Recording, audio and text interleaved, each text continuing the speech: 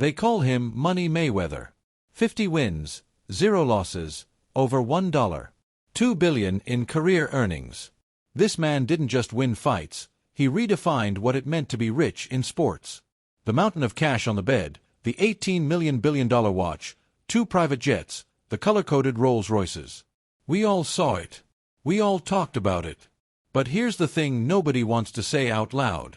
It's 2026 and the money persona, the whole thing is officially hitting a wall of reality. At 48 years old, Floyd Mayweather is not relaxing on the beach somewhere counting stacks. He is in panic mode. He's booking exhibition fights in the Congo and Greece. He's suing former partners for hundreds of millions of dollars. He is fighting eviction from a New York penthouse while claiming to own a $40 million real estate empire. The king of the money team is fighting for his financial life. And today we're going behind a velvet rope to show you exactly how $1 billion evaporated into thin air. I'm Lionel B., and this is a story you needed to hear. Now, alright, let's start with something called the burn rate. In finance, your burn rate is how fast you're spending money. And Floyd's burn rate is basically a California wildfire. Let me walk you through it. He owns 2 Gulfstream private jets. Just to keep those birds in the sky, hangar fees, pilots, fuel, maintenance, insurance, you're looking at somewhere between $4 million and $6 million a year per aircraft. That's up to $12 million a year just for the planes. Not trips, not vacations, just keeping them ready. Then you got the car fleets. White cars in Vegas, black cars in LA.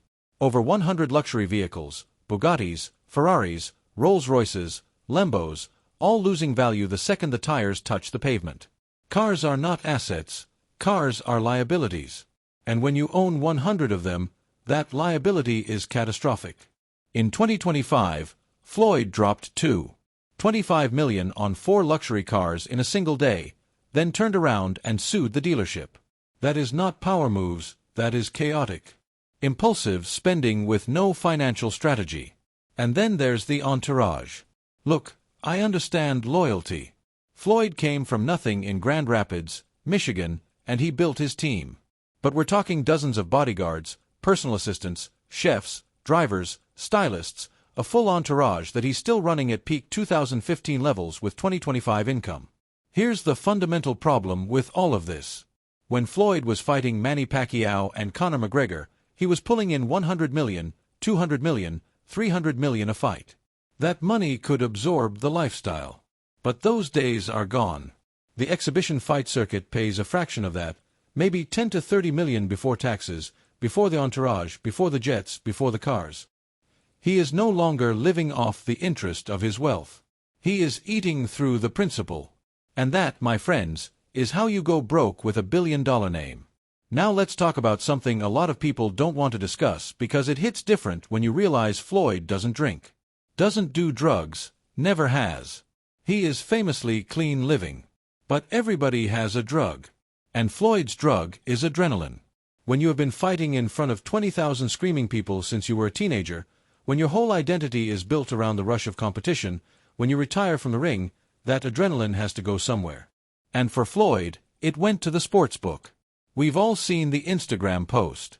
Floyd holding winning tickets, massive payouts, flexing the wins, but here is what nobody shows you, the losses. And y'all, they are staggering. He reportedly lost $10 million on a single Super Bowl bet. Now think about this. When he wins at gambling, the IRS takes their cut, federal taxes and state taxes. When he loses, he eats the full $10 million.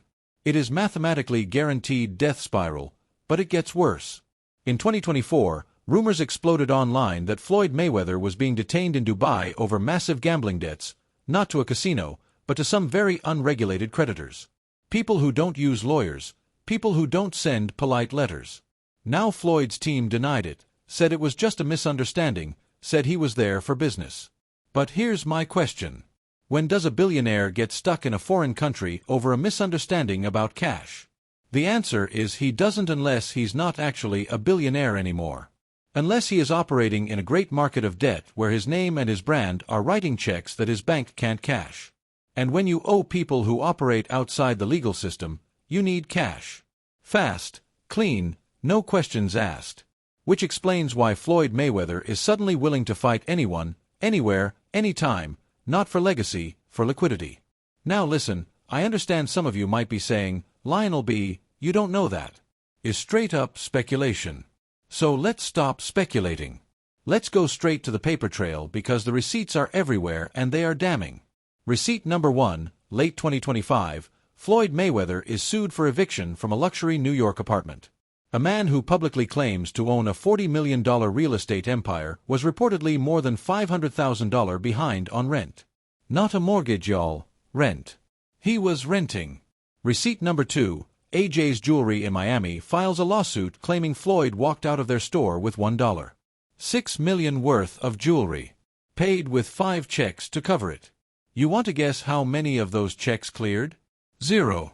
Every single check bounce. Now I've had a check bounce in my life and it's crazy embarrassing, but 5 checks for $1.6 million from a man with a billion-dollar brand? That's not a bank error, that is cash flow crisis. Receipt number 3, Logan Paul. 5 years after their exhibition fight, Logan is still publicly claiming Floyd Mayweather owes him $1.5 million from their deal. And Logan is not a broke YouTuber anymore. He is a WWE champion with prime hydration money. He does not need to lie about $1.5 million, but he keeps saying it because Floyd hasn't paid him. Now y'all, when you connect the dots, jewelry, checks bouncing, rent going unpaid, fighters claiming non-payment, it looks less like isolated incidents and more like Mayweather Promotions is running a shell game. Using money from new fights to plug holes from old debts. That is the definition of financial instability. Now receipt number 4, and this one is government official. After the Conor McGregor fight in 2017, Floyd earned somewhere in a neighborhood of $300 million. And yet the IRS filed a $22 million tax lien against him shortly because he did not have the liquid cash on hand to pay his taxes. Think about that. A man who just earned $300 million couldn't write a $22 million check without it being a problem because the money was already gone. Spent before it was even fully deposited. Now I want to talk about something that requires some sensitivity because this part, it isn't funny. This part is actually tragic. A lot of you remember the story about 50 Cent challenging Floyd to read a full page of Harry Potter live on camera. People laughed at it and it became a meme. Underneath that meme is a reality that has devastating financial consequences. This is a special ASLELS challenge for you, Floyd. If you can read one full page of a Harry Potter book, nigga, I'll give $750,000 to whatever charitable organization you want to. Fuck the bucket of ice, man. I got a phone call from my man Jimmy Kimmel. Jimmy said if Floyd accepts the challenge, then he'll put it on the actual show, so you can read it on the show. We don't want to put pressure on you. We know you can't pronounce those words in that Harry Potter book, so we're gonna let you read Cat in the Hat. Whether it's a dyslexia, limited formal education, or something else entirely, if you are running a billion-dollar empire and you cannot personally audit a 40-page legal contract, you are entirely at the mercy of people around you. I'm Floyd Mayweather, I'm Floyd Mayweather, and I've joined Heart Radio for the show. Your stripes, okay. Your lawyers, your advisors, your managers, your inner circle. And if any of those people decides to exploit that blind spot, you would never know until it was too late. Which brings us y'all to February 2026. Floyd Mayweather files a $340 million lawsuit against Showtime and several former advisors alleging that hundreds of millions of dollars from his biggest fights were quietly funneled into third-party accounts. Accounts he never knew existed under agreements he never personally reviewed. Now Floyd's legal team claims that when they requested a full financial records and accounting documentation from Showtime, they were told the records were lost in a flood. Not misplaced, not delayed, lost in a flood on financial records worth hundreds of millions of dollars. Now I want you all to sit with that for a second because you genuinely cannot make this up. Now here's how I break this down. This lawsuit is either the most important lawsuit in boxing history, or it's the most expensive Hail Mary in sports financial history. There are really only 2 possibilities. Possibility 1, Floyd's inner circle, the people he trusted and paid for decades. genuinely robbed him blind, exploiting his inability to audit and read his own contracts, and they got away with it for years because Floyd's brand was so big the money kept flowing and nobody looked too closely at where it was actually going. Possibility to Floyd is desperately trying to claw back any cash he can find to cover his mounting debts, and this lawsuit is a legal instrument designed to generate leverage settlement offers and press coverage that keeps investors and creditors nervous enough to give him some breathing room. Either way, the real story is the same. Floyd Mayweather, the man who branded himself the greatest financial mind in boxing, does not have control of his own money. And he may never have. So that brings us to right now, y'all, in 2026. And that's Floyd's current fight schedule. It actually tells you everything you need to know. He has a fight lined up in the Democratic Republic of Congo against a 60-year-old opponent. Now listen, I ain't knocking the Congo, great country, beautiful people, but Floyd Mayweather fighting there is not a legacy move. It's not a goodwill tour. It's a my private jet needs fuel move. It's taking any check available in any market that will cut it. Then there's an exhibition fight, y'all, in Greece against a retired kickboxer. The reason Greece? Because it bypasses a Nevada State Athletic Commission's regulations, which means less oversight, lower cost, and a quicker payday. Floyd is optimizing for cash speed, not legacy. And finally, the rematch. Manny Pacquiao versus Floyd Mayweather, reportedly being negotiated for the Sphere in Las Vegas, distributed on Netflix.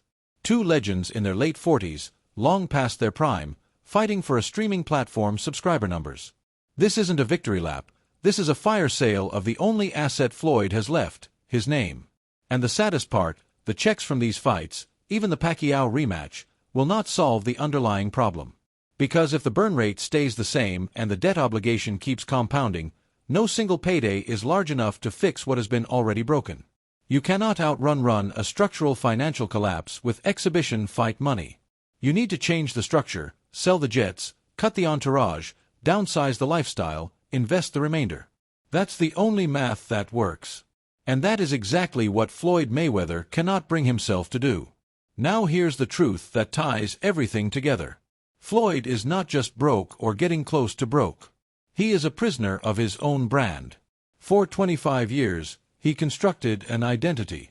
He told the world, he showed the world that he was the richest, the smartest, the most untouchable man in sports. He was money. He was TBE, the best ever. He was a template. He was the guy who always won in the ring and outside of it. And the downsides now, to sell a jet, to let the entourage go, to move into a normal house, to say publicly the era is over, that would be a form of psychological suicide for Floyd Mayweather. Because the money persona isn't just the brand, is his entire identity. It's how he processes his own worth as a human being.